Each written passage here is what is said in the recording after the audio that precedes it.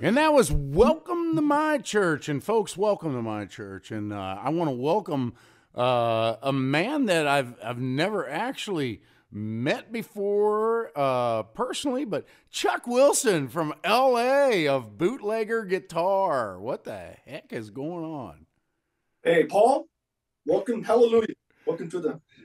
Thank you for walking me into your church. Oh my God, man. You know what? I'm going to give everybody the 411 here. So, we're recording this at 1:17 p.m. Eastern Standard Time on the 17th day of January of 2023.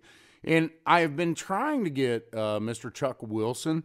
For those of you who've been to our website, you've seen we have a link in the app now and on the website to Bootlegger Guitar. And you notice I left the S off of guitar. Mm-hmm. Right. So, Chuck, you and I met through Roger Tiny Cores approximately a year ago, right? Yeah, I guess so. Yeah. Yeah. Roger works on does some bass stuff for you, helps you with some of that, correct? Oh yeah, Roger's amazing, and Roger's a bootlegger artist. Right. I met Roger on an outlaw country 4-day cruise. He was at the time a major player in the Unknown Hinson band. Right. He was the bass. Right. He was on. And here's a little oddity. When Roger and I first met, we really knew nothing. God just told me to give Roger a card, and then he came to my studio the next day. And my manager at the time, Joe Metters, was a freak about Unknown Hinson. Yeah. And Roger and I did not know that. I knew nothing about Roger other than he was playing upright bass, and I needed some upright bass on a track. And the dude's off the chart. No, he's a little quick backstory. Being on the cruise, I'm a musician. I'm not this is my living musician, but I gig, and I traveled with bands across the country during my life. So I kind of know what it's like to work as a musician and such. And a lot of the guys on the cruise from the bands, were just not like open to being, like they were just to themselves. Right. Even though they're on the cruise ship, they're not really, they just don't want to be bothered, right? Well, yeah, but that's the musician and entertainer thing, right? You're doing your gig, and then when you're not, so there's 24 hours in a day, and you work an hour and a half, and so for 22 and a half hours, you just want to be left the hell alone.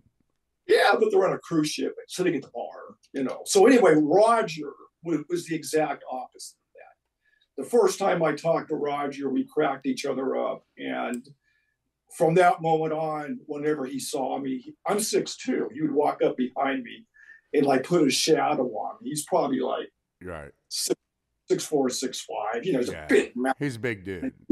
And he would laugh and, almost giggle and just,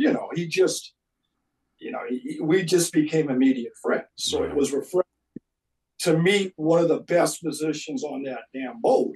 Oh, there was also one of the coolest people that you'd want to be around. So we've been great. It's been years now. We've been very good friends and collaborators. The funny part is Unknown Hinson. Even though Unknown has got his own issues and he's no longer, I'm not going to get into that. But Unknown was real. I mean, that guy. He was real. If is not aware of Unknown Hinson, his stage act and him off the stage are the exact same thing. Oh, He's wow. One cat. Yeah, Roger has filled me in. Like I said, Joe. So Joe Metters, rest his soul, and his wife Sally were very pivotal in my career as comedy and then music. But he was such a nut about Unknown Hinson. I don't think he ever missed a deal. And for those of you listening that have never listened to Unknown Hinson, here's the thing. It's so obscure. It's to me, he is so obscure. You got to really listen to the words, or you won't understand what the hell's going on. Yeah, probably the most amusing song from the Unknown Hinson catalog he did live on the ship was, if anybody ever watched the Squidbillies, he was the voice of the main character in Squidbillies. I forget the father or grandfather. It's a cartoon. Right. So he has this really funny Southern voice. I mean, it's just his natural voice. And he sings Behind Blue Eyes by The Who with his Southern Squidbilly accent. Right. And it's killer. I mean, it's wonderful. But just to hear him sing it when you're used to Roger Daltrey singing it, it's quite a crack up. But the thing about Unknown was his guitar playing. Yeah. He is a killer guitar player. Yeah. And the whole thing was crazy. So, but to Chuck Wilson, so Roger introduced me to you, and we obviously didn't know each other from Adam to a pie hole, right? And you're incredibly, what is the word? Not bashful, not you like have no ego, but dude, you are, number one, you're a very smoking musician and songwriter, but you have played a big part in music over your lifetime. Oh, well, sure. I guess I've had a lot of passions in my life, unfortunately, besides just trying to make a buck, which we all have to do. But playing music, I started as a teenager, probably because I wanted to meet girls. That's why most of it, when the Beatles were coming out and everybody was swooning over the Beatles. So I went to a pawn shop and bought a guitar and fiddled with it and played it. And it wasn't until I had my kids and my family and they were getting older that I decided to really start taking lessons, to take it seriously. And then I met a cool cat, Mark Vichette, and I've been basically studying with him ever since. So music has always played, a very, very important role in my life. Well, the one thing, so the word that I was looking for was humble, because you will say you're, in the conversations that you and I've had, you'll say you're just a guitar player.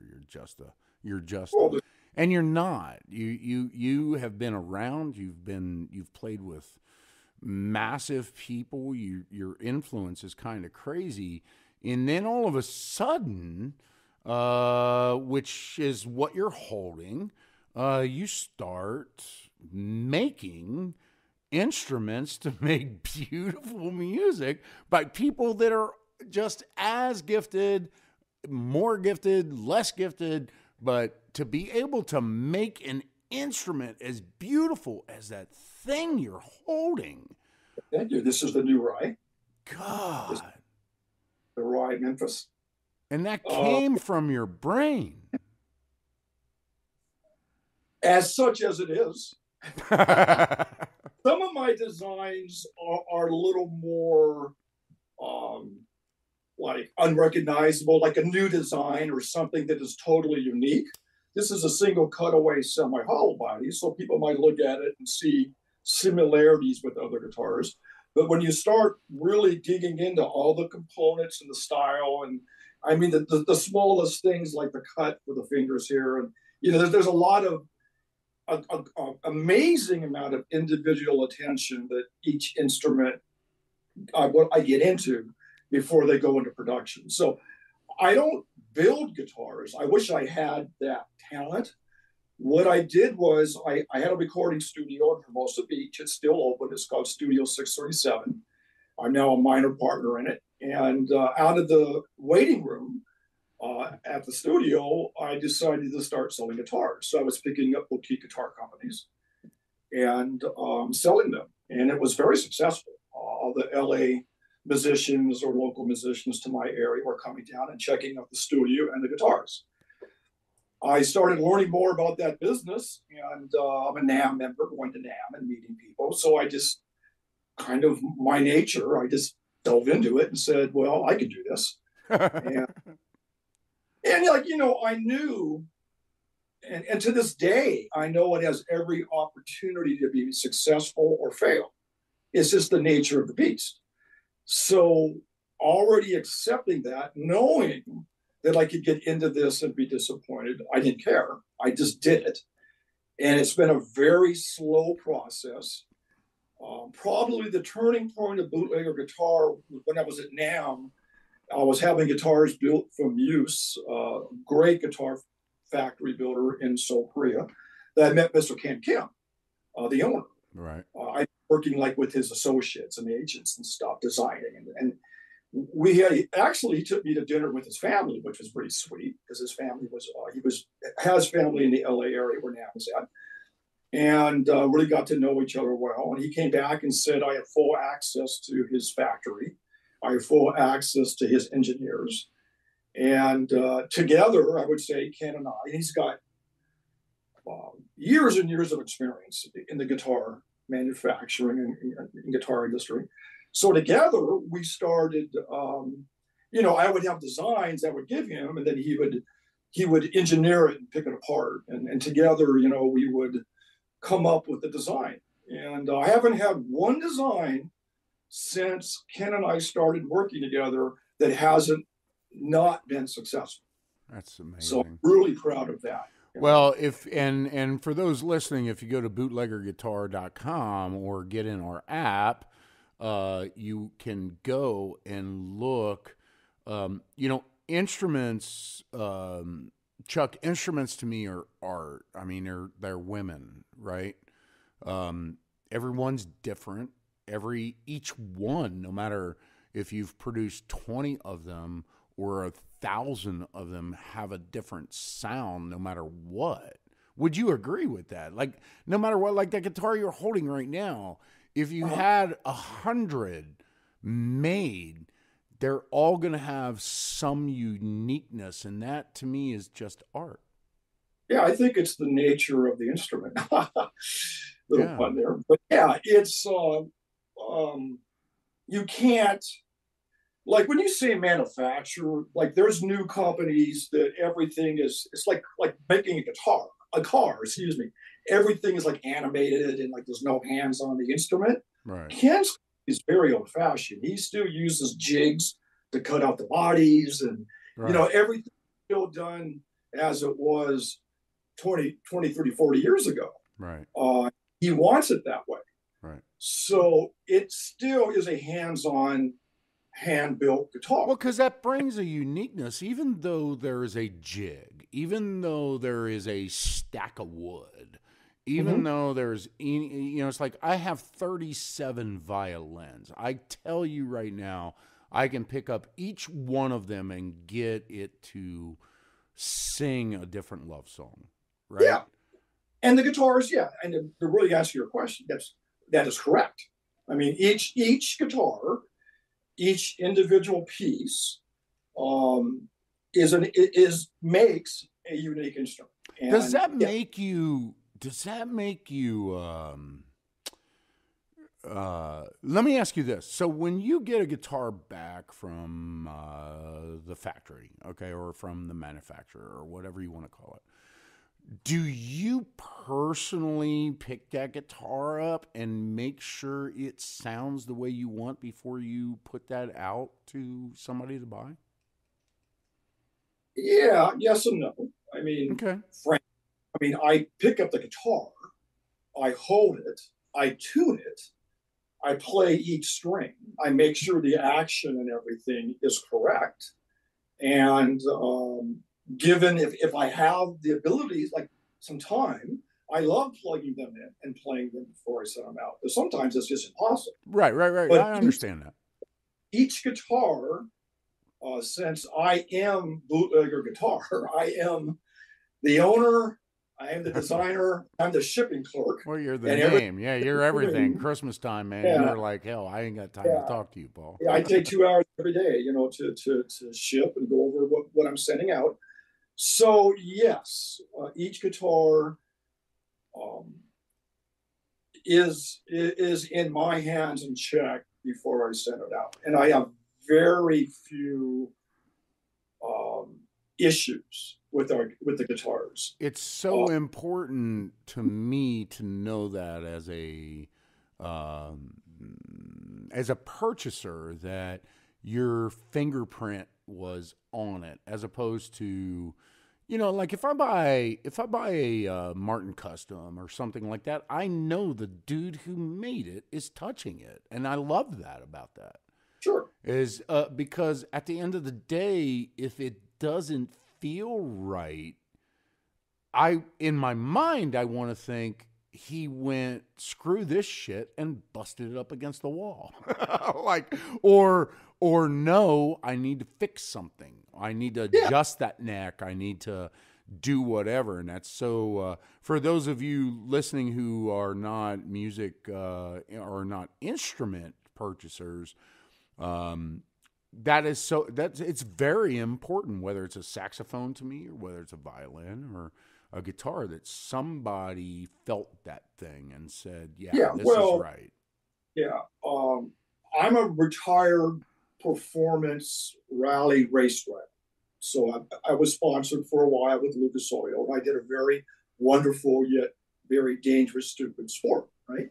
People would ask, technical questions about the engine, the setup of the guitar, of the car. I get those two words confused. And I'd look at them like, hey, I'm just a stupid driver. I have a team. I'm not trying to be an engine tech. Here's my crew chief. Talk to him, right? Guitars are the same way for me. I can race a car. I can race any car, get in it and figure it out. I can play any guitar. I can pick it up and figure it out in a minute and find out what I like or don't like about it. But I will do minor adjustments, but I have an independent tech. If I get a guitar that I think is like the setup is correct, I give it to an independent tech and have them do it. You don't want me adjusting the neck on your guitar. I just don't do it. I won't tune an engine. I won't, I know my limitations. But you know what bad feels like. Of course. Yeah, you know what bad feels, and you know that when you pass that on, because it has your name, it has your stamp, it has your passion. Sure. It's no different than a song, man. When you release it, you are saying this is infinity, and for infinity, I want to know it's right. Yeah. Right. So, and then when I ship a guitar, I know it's good. When a person receives it, if there's an issue during shipping or what have you, it's up to me to take care of it. Right. I just recently bought your bootlegger head. Yeah. For the amp, and for those of you again listening, you can go to the website and see. I mean, it's not Bootlegger Guitar is not just guitars, basses, amp heads, some pedals, all kinds of things. So let me ask you. They're all, interrupt you, excuse me. They're all, now this isn't a negative thing. This is a positive thing. They're all older technology. Well, that's what I love is I sent you the picture of my Marshall stack that I just bought. I love it. Yeah. I bought this Marshall stack that is what's the technology there? So it's not tube. So it's no, it's tube. No, my Marshall stack is not tube. Oh no! It doesn't need to be. I like the tube sound. But I needed, when I bought my tube head from you, I needed cabinets, which we'll talk about either on air or off air. You got the guy that builds the cabinets, but I didn't have any speaker cabinets for your head. So I was at the music store up the street, and he had this God, what the hell is it called? What's the tech? It's not state of the art. It's not. It's a Marshall, I think. Yeah, well, it's a Marshall stack, but it's not tube. So I bought that, and then I put your tube head on the stack, and it's off the chart. It's off the chart. Yeah, well, Marshall.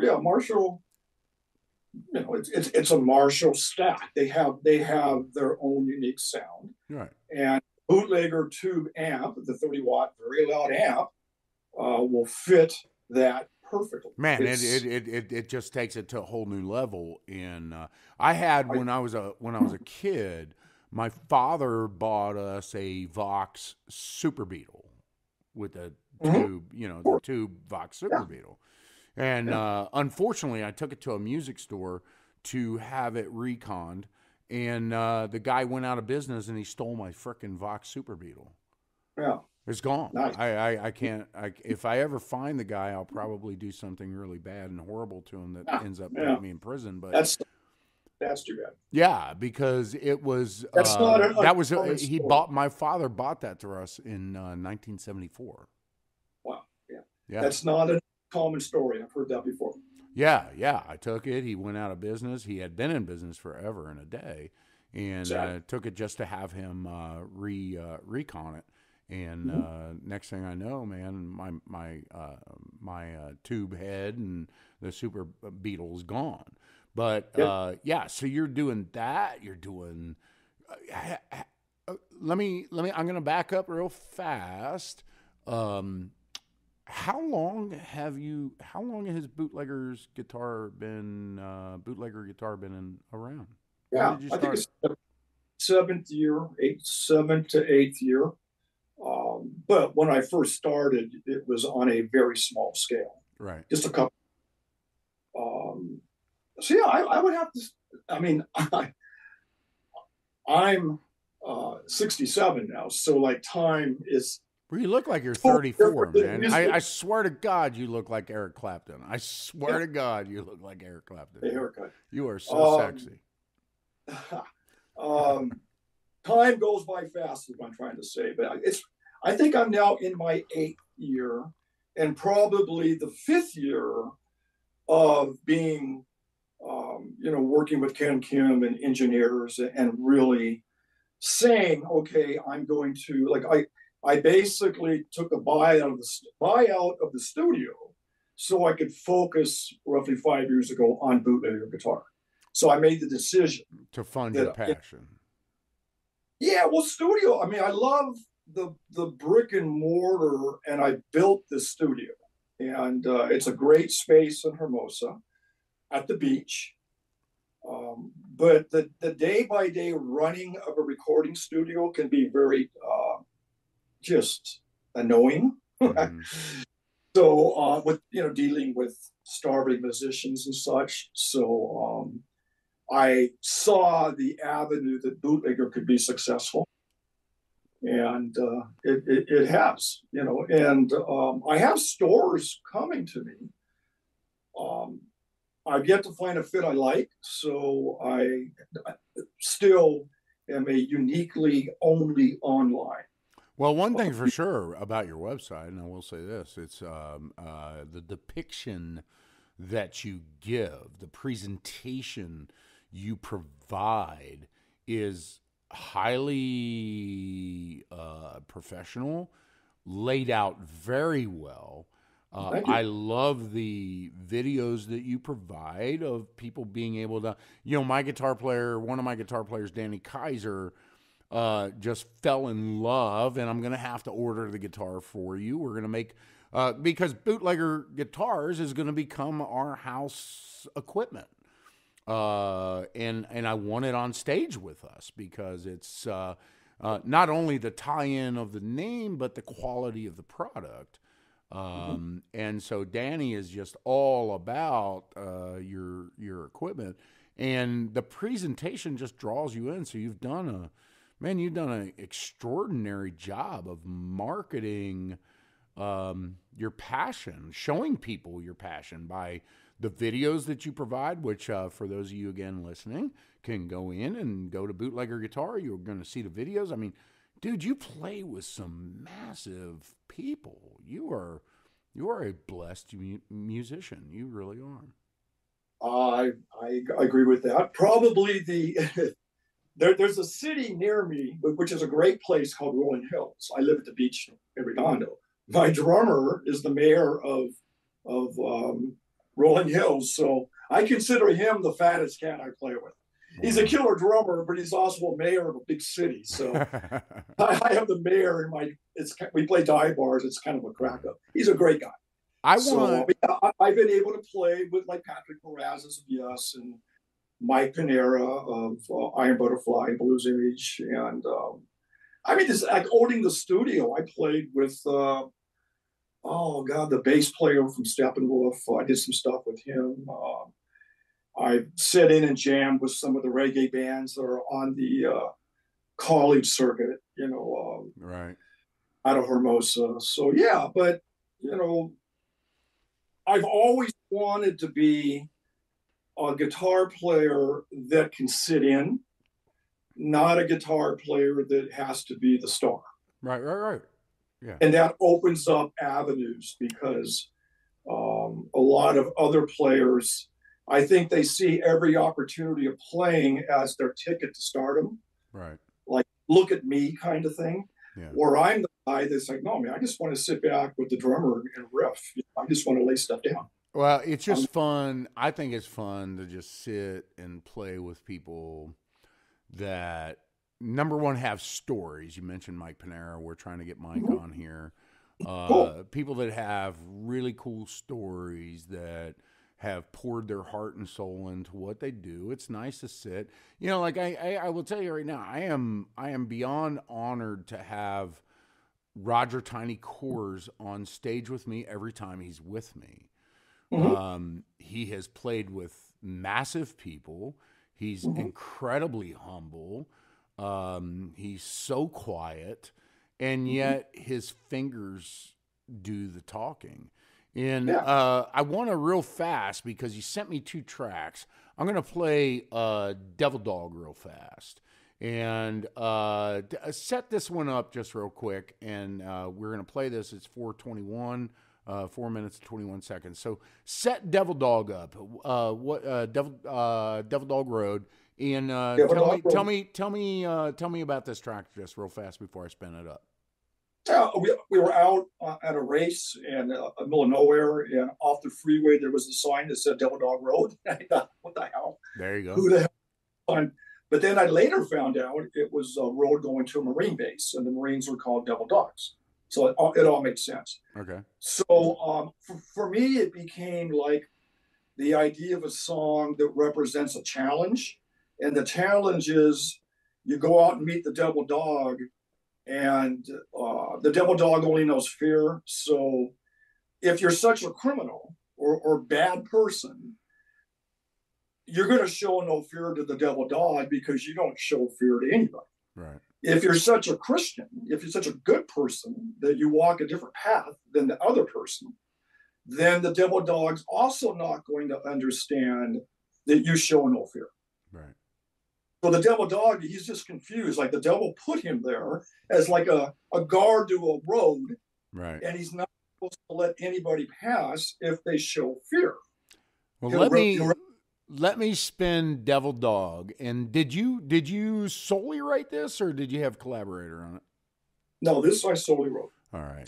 I love it, man. You had sent me this early on. I love this tune. I'm going to spin Devil Dog. We'll be back in 4 minutes and 21 seconds, and I am speaking with Chuck Wilson, the Chuck Wilson, from Bootlegger Guitar. He has corrected me on the S many times, and here is Devil Dog. We'll be back in 4 minutes and 21 seconds. When you out riding, oh yeah, late at night, you see a back road, don't look quite right.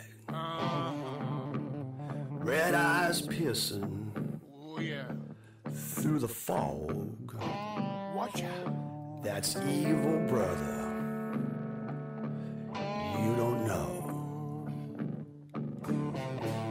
Yeah, that's that devil dog, baby. On Devil Dog Road.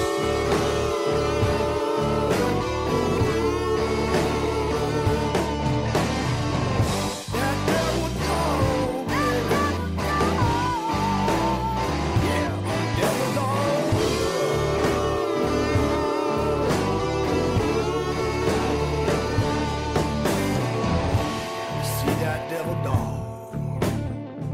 stare him in his eyes. Watch it. Yeah, you see that devil dog now? Stare him in his eyes. He sees no fear in you, brother. Let you pass on by. Yeah, let you pass on by now. Yeah. That's that devil dog. Oh, devil dog.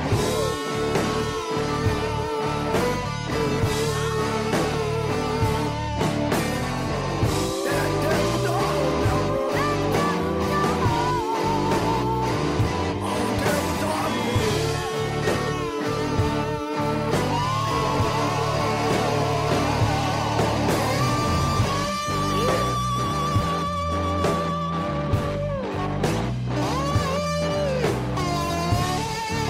You can't tell if you're a saint or sinner.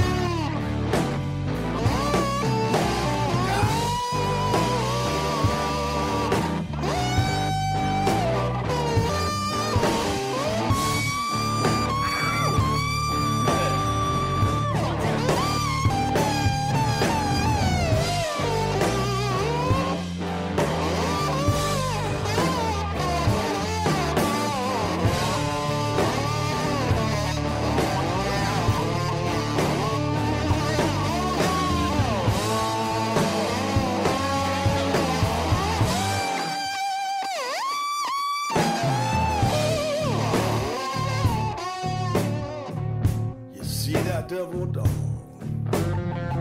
You stare him in his eyes. You see that devil dog? You damn stare him in his eyes. If he can't see no fear in you now, he'll let you pass on by.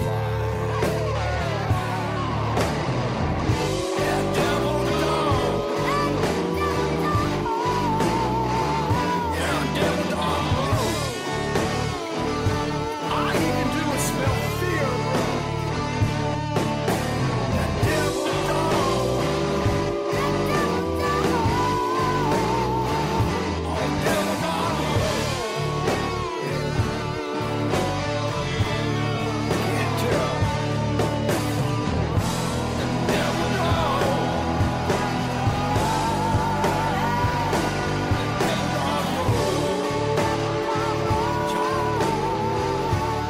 You can't tell. Are you a saint?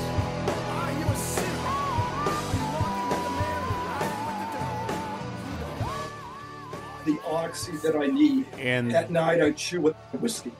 that was Devil Dog Road by Chuck Wilson, and we're getting the story. So this is Paul Jones. It is 1:49 p.m. Eastern Standard Time, and so 10:49 a.m. So my guest here, Chuck Wilson, who's holding that beautiful guitar. If you guys get a chance, make sure you look at the video of this broadcast, because you'll be able to see Chuck's studio, which he has a plethora of equipment. I see a reel-to-reel back there, which I haven't seen since the 90s, I don't think. But So you mentioned guitars could be like women, I'm sorry? which is Oh, you yeah. had mentioned guitars. Each one's individual, like a woman. I think all instruments are women. I equate them because they're so different, right? Yeah. So I heard this. This has got a great body, a long neck, and a beautiful head. Yeah. Yeah. That's why it's better. It's the perfect girlfriend, right? Dude, the instruments you produce.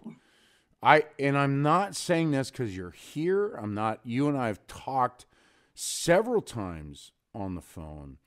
The instruments that you make in the schemes, the stains, the cuts, the way they look are very unique. The F holes, which I started during the scamdemic. I started creating I started making cajoons, and I put F holes in my cajoons.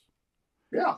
And just incredibly sexy to me. Nothing more beautiful than a violin to me. Nothing. Yeah. This is a violin, as you know. I mean, as a violin owner, yeah, it's the size. That's a cello sized. That's a cello sized F hole. Yeah, and some of the more modern guitar makers today, I won't use names, but they've gone to using different styled holes. You know, Right. I wouldn't call it F hole. Like a lightning bolt or something. Right.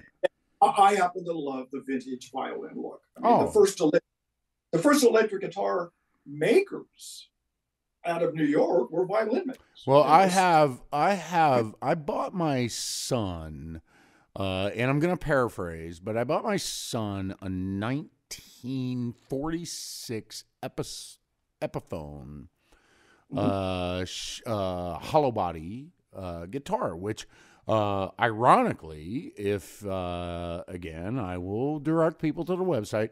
If they look at our pictures and you see the picture of my father, his guitar was this guitar. And I did a search on eBay. I was over at Ron's Roost, which is next door to me, a chicken place. And I was trying to find something that I could give to my son that meant like the world. Well, I was looking at this picture of my father playing guitar, and you can tell it was a promo picture, I'm pretty sure. And he was playing this 1940-ish Epiphone. So I immediately, I exploded everything. And I got on eBay and I searched this guitar, and sure as hell, I found that exact guitar with the Armin pickups. Now, you know what a de-Armin pickup is, right? Sure, of course. Okay, well, guess what? My grandmother was a de-Armin. And so I wanted that guitar, and I purchased this. And the F holes in that guitar, in the Armin, I have a Yamaha 1970 Yamaha piano in my studio. Every single one, it's a P70. Are you familiar with the P70 piano? Sure. Yep. Every single one of those strings has a de-Armond pickup. And so I bought that guitar, but yeah, they're so sexy, man. Instruments are so sexy. Yep. The humbuckers, everybody, P70, P90, then the humbuckers came out, and everybody wanted humbuckers. Right. And now I put P90s back on guitars. Yeah. Which is neat. I have a single barrel that's got a P90 and a single coil on it. Nobody does that. I mean, there's nobody out there other than me that I know of that is mastering a guitar that has a P90 and a single coil. Do you think it's funny, man? So I personally, if you have not been able to tell, I don't know a lot about stuff, but I know what I like. Do you design your stuff for you? Would that be a fair statement that there's things that you just do just for you? Yeah, without question. I mean, you have to. I mean, I consider myself, I'm a guitar lover. I'm a tube analog lover. So I produce what I think I would like, but I also have found I'm not the only cat out there that likes what I like, right. But since the beginning, when I was just making decisions the best I could without a lot of help, I've learned so much over the last 8 years about trying to be aware of what other players will want, as well as what I want. And more importantly, I'm now surrounded by so many talented musicians. God, you told me. I'm going to interject something here, man. You and I talked prior to Christmas, and you were delivering your guitars to who? Yeah. To who?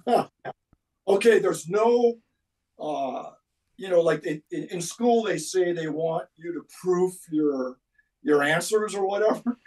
I cannot proof this story. I don't care that you can prove it. I know what you said to me when I called you, and this turns me on.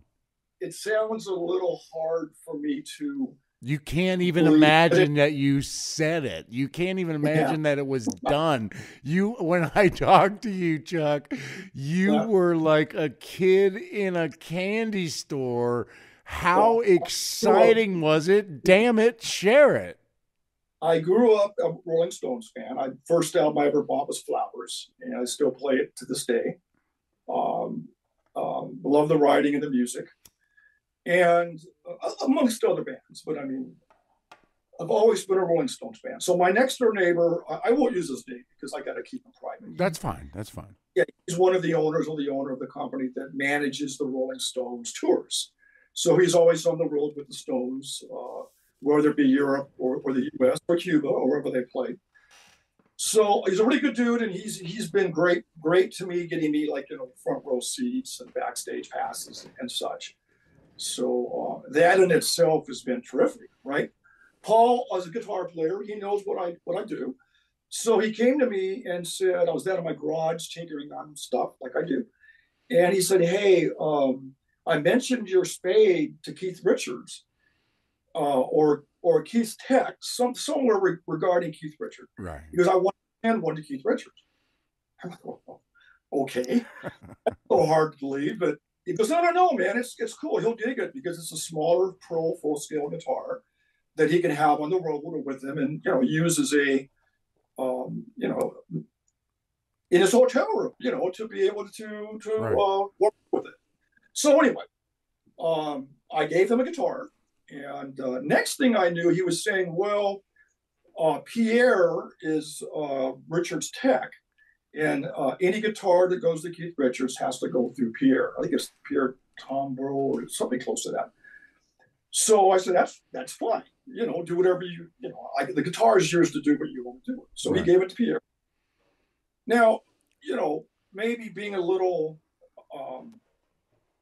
it's not cynicism. It's like, well, they get guitars thrown at them all the time. I mean, why would mine? Sure. Why would mine be different? So I get the word back through my neighbor that yours is different because they asked for it.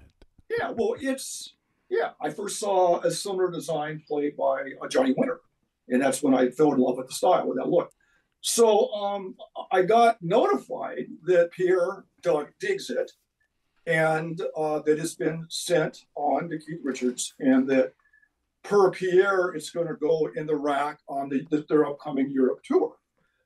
So, that in itself was enough for me. Of course, I was hoping, a picture or something because I'm a fan, right? Right. I haven't heard anything other than it's accepted and going on the European tour. So, dude, just is amazing. That. But the story isn't over. Then my neighbor comes to me and says, well, it's Christmas time and they're digging the guitar. So I want to give one as a Christmas present to Ron Woods. So, okay. Holy shit. Yeah. So I met with one of the Rolling Stones were in town recording quietly. And I was told that a couple of things might happen. I might be able to drop it off where they're recording, or I can just give it to one of their representatives that are in town. I said, whatever you want. I mean, I'll do whatever, just tell me.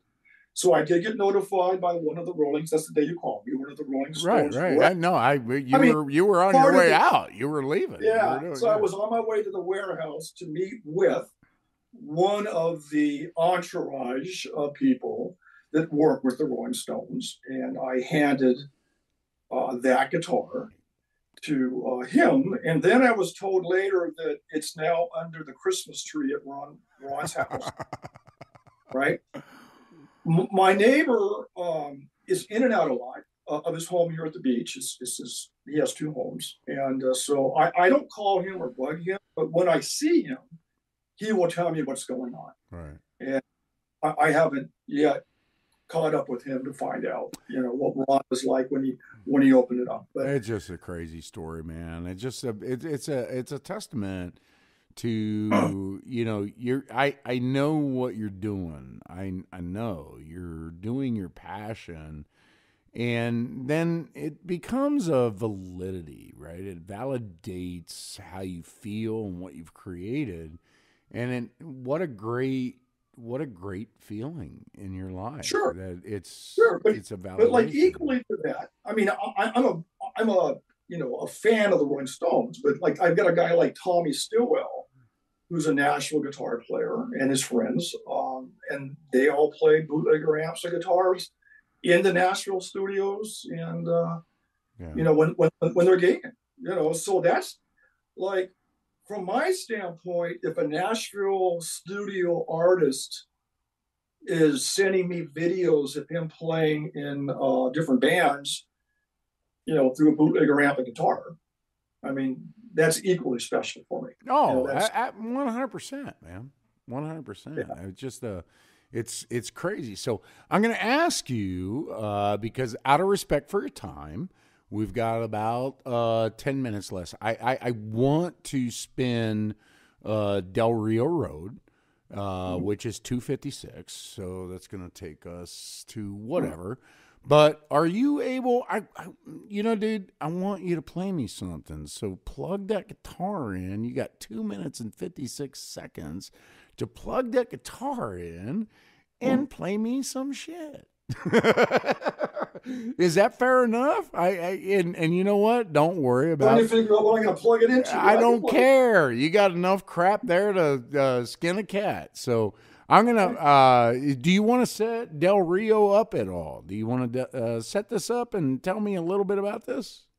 Oh yeah, as I do my amps. Yeah, as you do your amps. Del Rio Road is another. I'm out in the middle of nowhere, and I see a sign that just says Del Rio Road. You're like a street sign songwriter. Yeah, I don't know. Sometimes it's just like it rhymes with itself. I mean, it just sounds a cool name, right?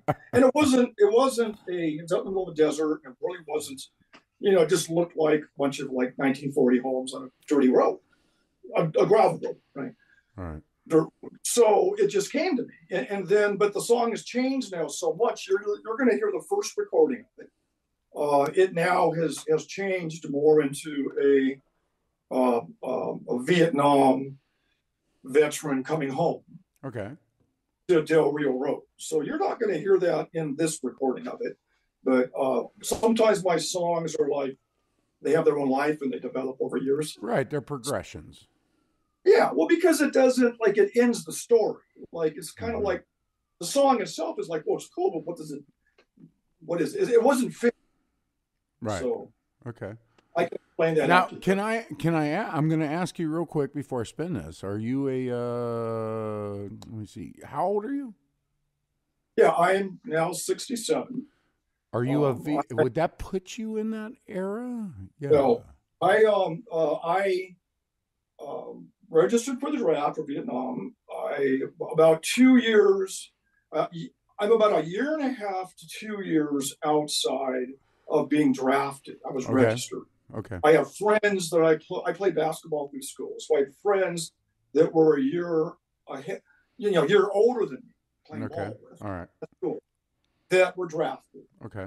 And were in Vietnam, and I So you are of the era. You didn't go, but you experienced the loss, the pain, and all the other horseshit. Well, yeah, I have grown to believe that the military, for people like young people to get into it, can be amazingly good for them. It was amazing for me. Good, great. So I just wasn't. I didn't know it at the time. Okay, I wasn't. I wasn't looking forward to going to Vietnam. No. I for those that weren't of that era, you're not going to understand that. Right. I have an older son, my oldest son, that spent 10 years in the Navy. We now, out of that, we own a race car shop in Florida because he's a master mechanic. We build race cars. Right. So there's like this a wonderful example of what the Navy did for him. Yeah. Very successful. We build all different types of race cars. So without him, I couldn't do this. He's a genius. Right. I'm just the guy that likes what I like again, right? But I do play every Wednesday night. My band donates 2 hours, and we play at the local VFW. Yeah. And we average about $100 in tips that we give to the post, and it goes to our veteran charities. So, awesome. And I've done other things. I've donated equipment to other VFWs.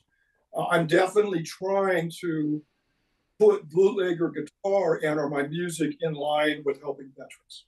That's awesome. Dude. So I'm gonna spin Del Rio Road, and we'll be back in 256. You're gonna plug that guitar in. You're gonna play me some music, and then we're gonna exodus this thing because I know at 11:07 you probably got a lot of crap to do. So here we go. Get to the warehouse. Del Rio Road, and we'll be back in 256. Close this thing out with Chuck Wilson from Bootlegger Guitars, who I am just so privileged to be talking to right now. Cool, man.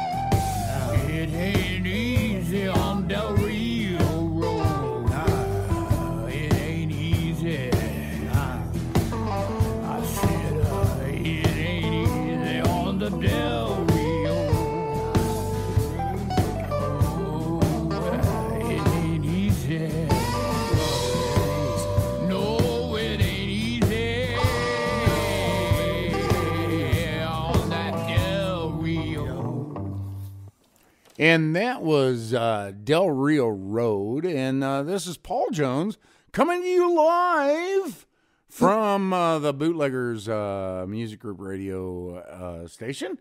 And I am in between Steak and Shake and the closed, Ron's Roost and the closed Steak and Shake. So you know, I am speaking with Chuck Wilson of Bootlegger Guitars. Or Bootlegger Guitar. God, I got to get rid of the S. No, the reason there's no S. Yeah, I want to know that. Why?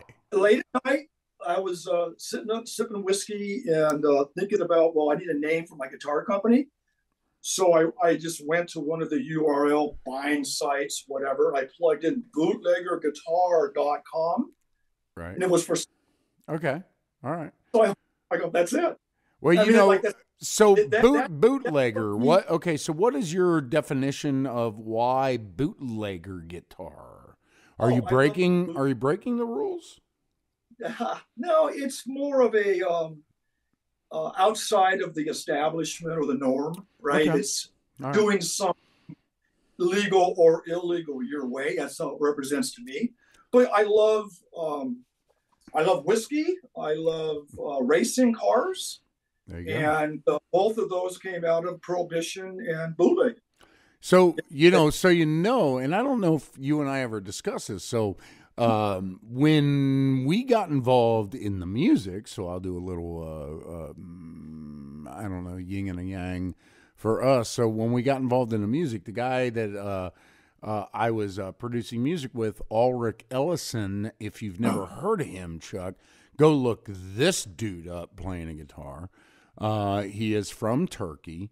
But when I got involved with him, we were going to end up naming this the Eighth Continent. I wanted to call it the Eighth Continent, which is what music is. And then I turned down a record deal in Nashville. I turned down all kinds of shit. And then we were doing multi-genre, and Ulrich called me one day from Turkey using Skype, and he goes, Paul, you're breaking all the rules. You're a bootlegger. And that's how we ended up Bootlegger Music Group. So yeah, well, young people think it's like, I tell them to study history. They think it's like, what is it, like illegal tickets to a concert? And it's not what a bootlegger or bootlegging is. A bootlegger breaks the rules. It's a very important part of history in America. It came at a time, of great, difference of opinion of people blaming alcohol and all the problems, that America had. So they outlawed liquor. And some of our current, like Jack Daniels or Jim Beam, I mean, they were all bootleggers. They were from the era of making illegal whiskey. Well, hell, JFK's whole entire family made their money freaking breaking the rules. George Washington had a still. Right. Back before. So, yeah, I mean, it's all part of American history. And it's the two things that I find fascinating in American history. And one of them I'm soon to do like a podcast or a video on is slavery and how it influenced the blues and the music in America. Right. And of course, the horrible reality of slavery and how it out of that, we have a history of music that we should be embracing. Right. And the South and embracing, and then of course bootlegging and the illegal making of whiskeys and such. Mm-hmm. Those two eras, the Emancipation and Prohibition, are two of the most fascinating times in American history. Right. So I don't believe in canceling. I believe in. So you don't believe cauliflower is racist? As AOC said the other day, cauliflower is racist. So no, you have to embrace. You have to. We have to embrace what got us to where we are. Yeah, words are meaningless. Right. And embracing diversity, culture, and music is something we all should be doing. Mm-hmm.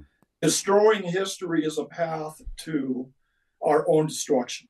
Well, that's what Hitler did, right? I mean, Hitler tried to erase history, and therefore it repeats itself. Yeah. So I get myself in trouble at times because I will. You and I talked about it. I'll get. I mean, just because I will challenge young people coming to me and like using certain words that put me in a box, like that you don't even know me. Mm-hmm. That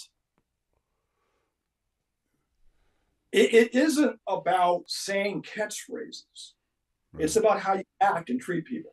Yes. And And I think understanding history is amazing. So there is I recommend to anyone, and I'll let you go, but this is important to me. If you're in New Orleans or anywhere in the South, in Louisiana, I think it's the Whitmore or the Whitman. I'm pretty sure it's Whitmore Plantation. Mm-hmm. My wife loves to take plantation tours, and they're amazing. Unknown to me, this particular plantation has a complete history of the slavery. Some of the plantations want to hide that. This plantation is a history lesson Right. in the reality of what slavery was like during the time of the emancipation. Well, it says that it educates the public about the history and legacies of slavery in the United States. Yeah, and that's what it says. Yeah, it's well, I just punched it up.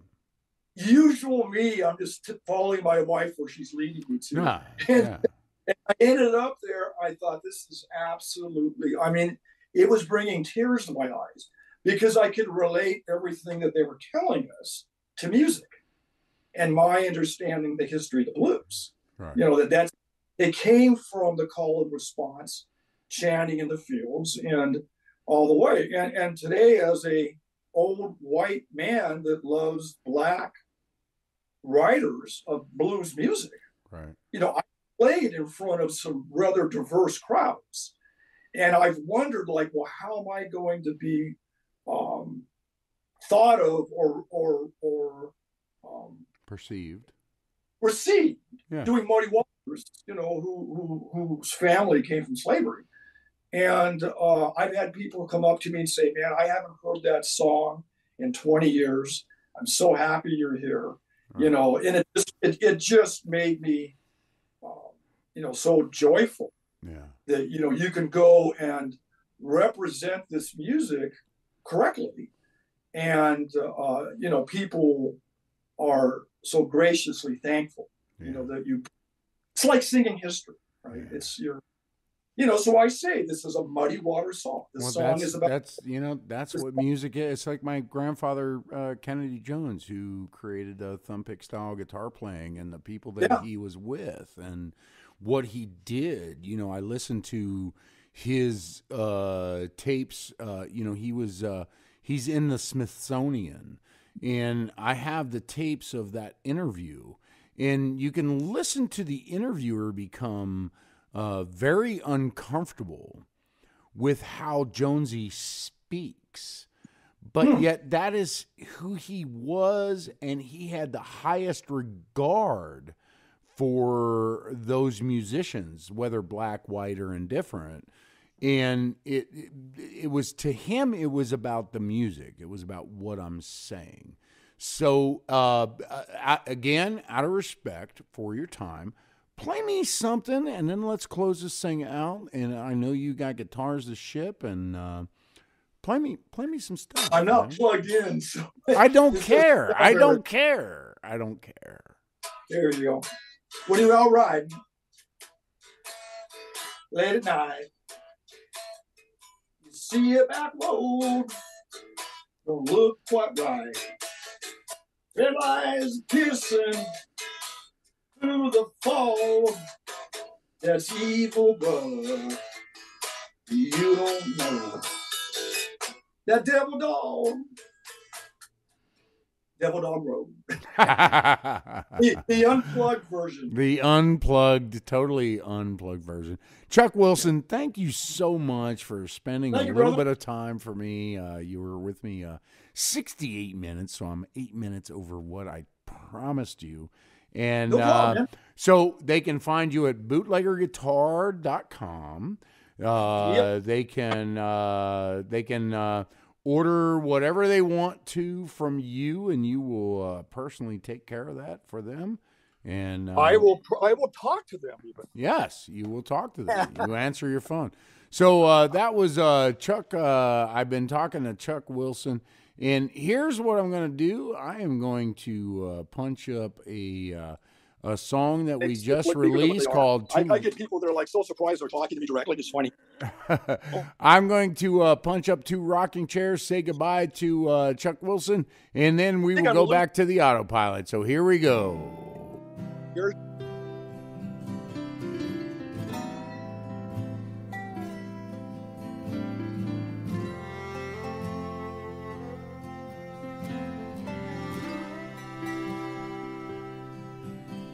One rocking chair where 2 used to be sits a broken-hearted man and his memories right next to him in the evening breeze.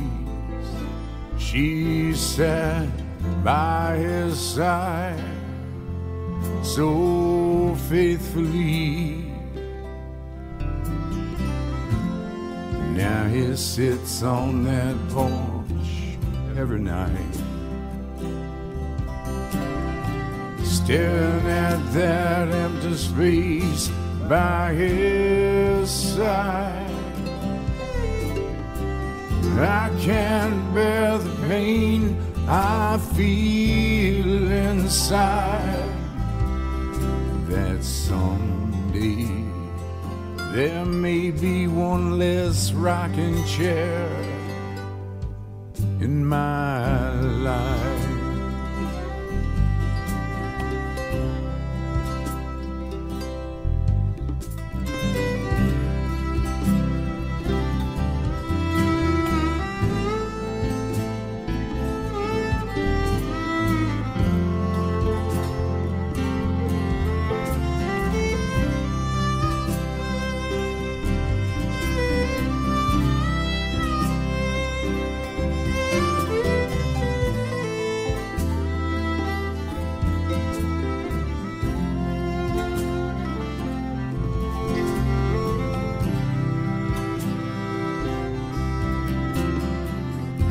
Sits on that porch every night,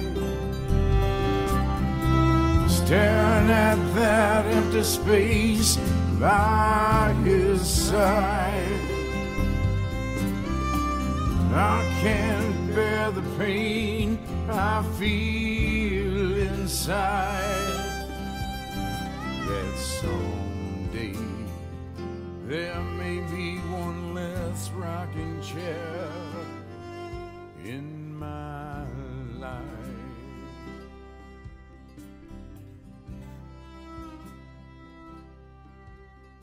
One rocking chair for 2